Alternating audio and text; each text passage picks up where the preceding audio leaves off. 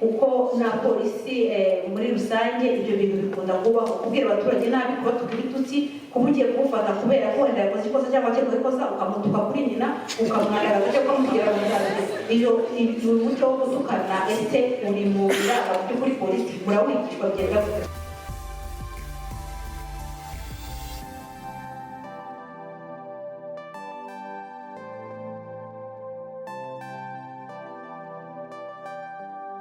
kijyanye nanone n'umutekano w'abaturage ubundi ntekereza ko kubera ko polisi ibana n'abaturage muri rusange yakabaye n'ababanira neza ariko ubwanjye maze kubona abapolisi barenze umwe bakubita umuturage ku muhanda akamwambika amapingu akaza kuyamwambura nyuma cyane cyane traffic police ufata umuturage bakamukubita burishyi umuturage bakamwambika amapingu mu kandi kanya ugategereza ngo urebe ko wenda ari gushyikiriza ubutabera ko icyaha yakoze bakaza kuyamwambura bakigenda banamukubita imigeri.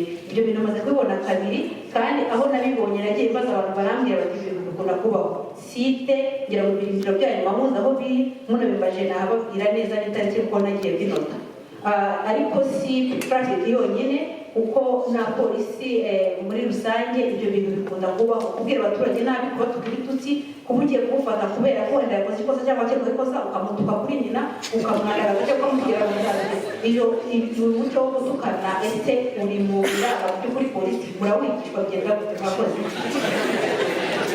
Ikijyanye no gutukana ntabwo no gukubita ntabwo abapolisi biga mu masomo twigisha. Nanjye nigeze kuba komandati ni ukuvuga ngo ni umuyobozi w'ikigo.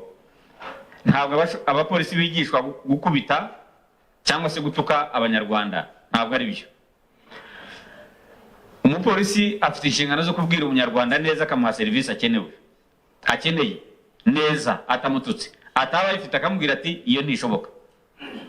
Izo nizo nshingano zacu dufite, no kumubwira neza cyangwa se no kumuyobora aho ashobora kwikura.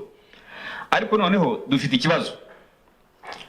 Nsaba yuko mu mwaka 2020 mugenzi wacu nk'uko abivuze ngo polisi igeze kuki.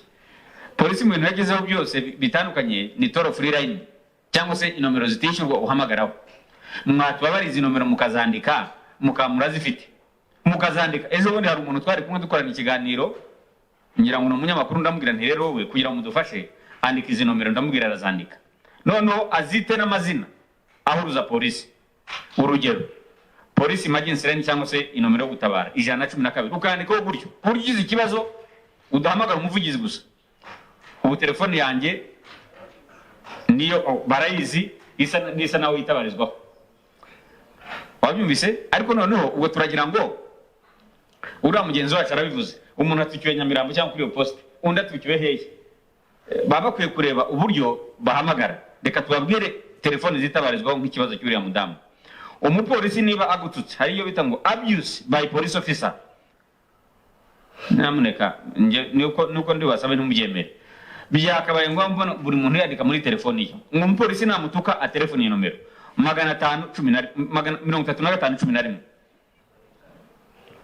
535 gutyo gusa. Iyo nomero ntiyishyurwa. N'umuvugizi n'umuhora kagutuka utelefone nomero ugira ngo senda kubeshya kuko iyi nomero uri buyitabe atanga raporo kwa IGP wagira ngo se hari ibindi. Ni uhura na kabera umuvugizi mukavugana akagutuka cyangwa waje mu biro bye akagutuka uhamagara telefone nomero wigendera gusa uvuge ibihuriye mu biro by'umuvugizi wa polisi. Nujya mu biro byo kwa commissioner mujiji ujye gusaba service akagutuka turimo kubwira mugenzi wacu uhite telefone nomero. Ntabwo abapolisi bigishwa gutukana, bigishwa kuvuga nabi rwose. Iryo ni ihame mugomba kuryumva nk'uko rimeze. Ariko noneho nimutubabarire kugira ngo mutange amakuru turebe umuntu ubifitemo uruhare abibazwe muhamagarize nomero. Ndazisubiramo.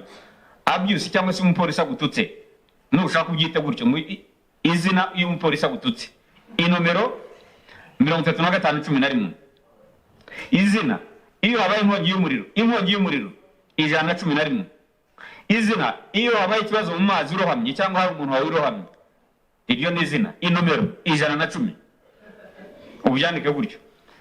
Wabyumvise? Izina iyo bibaye bya ruswa tubivugiye mu kanya na mugenzi wanjye umupolisi akwatse ruswa iryo ni izina inomero hamagara 997 byanditse gutyo muri telefone zanyu turazishyira hariya, ariko noneho muramba izi telefoni maze umwaka hano mu buvugizi, iyo duhuye hano muri police made interaction zishyira hariya, nta muntu uzandika. Iyo twongeye tukagira hano ubundi nakabaye imbaza nti umugenzi wanjye madamu, abantu wa telefone kuri nomero kwangaye banze kuguhamagara, noneho kikaba ikindi kibazo. Ariko noneho reka twumvikane, icya mbere nuko tubyemeranya, ibyo ntibikwiye. Icya kabiri numutwanikirize nomero, ndongera nsubire mu karidi mwazi twanikiyaho, turaza kuva ngaha ducekinze yuko bose bazanditse ku papuro n'ibinanirana. Ndagenda nzandike hariya mu ntuza mbaga papuro buri muko mungana hano 100 nk'abaye mukajyana, ariko ndashaka ko mutanga amakuru abirigani n'umukuru mugomba gutanga mukadufasha. Hanyuma turafite police accident cyangwa se ugize impanuka, iryo ni izina. Impanuka ni 113. Nimutubabarira mukatubabarira mukandika aya mazina n'aya matelefoni, muzadufasha gutabariza abanyarwanda cyangwa nawe kwitabariza no gutanga amakuru no kugira ngo polisi ikore inshingano zayo. Ariko noneho cyane cyane iyo ku rwego rushinzwe gukora izo intervention rwose turabikora, iyo dutabaje turatabara. Murakoze.